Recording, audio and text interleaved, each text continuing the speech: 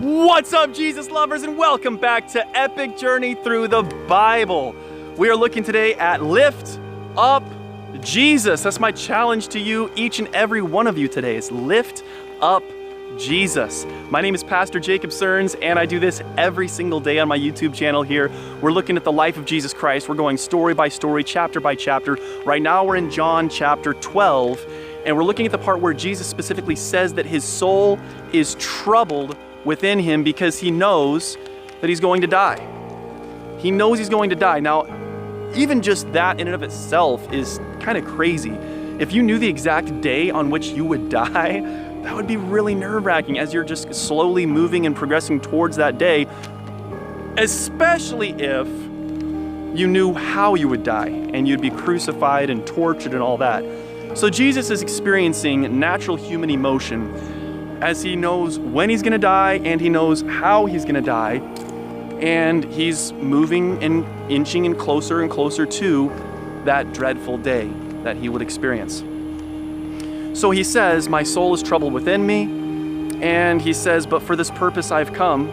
So should I ask God to come up with, take this away to spare me from this fate? No, there's really no point in that, because this is why I came to the world.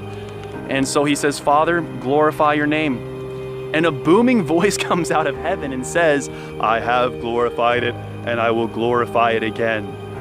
Boom, like drop the mic. That's pretty epic, pretty awesome. And people who are there, hey, how's it going, man? People who are there hear it, and they're like freaking out about this voice. And they're like, whoa, that's awesome. Some thought it was just thunder. Others thought it was a voice. Jesus said the voice was for you. That's who the voice was for. I already know what the situation is. I know what God is going to do. I trust him, and I'm safe in his hands, even though I have this dreadful fate coming up. But the voice was for you to know the truth, basically. And then he says something really interesting. He says, if I be lifted up, I will draw all peoples unto myself. If I be lifted up from the earth, I will draw all peoples to myself. And what he means by this is his crucifixion, that he would be lifted up on the cross. But he also means for us to lift him up to others in the things we say, to talk about him, to bring him up in conversation, to lift him up through our lifestyles, to live a life of obedience to him, to live a life of love to him, and to lift him up through even that lifestyle, that others will see how much we love Jesus. And what's he say going to happen? They'll all be drawn to him if he is lifted up. So my challenge to you, if you're a Christian, my challenge is to lift up Jesus. Instead of arguing about this doctrine or that doctrine, lift up Jesus. Instead of arguing about this or that, or thinking, or feeling you're somehow self-important and for people to look at you, no, lift up Jesus.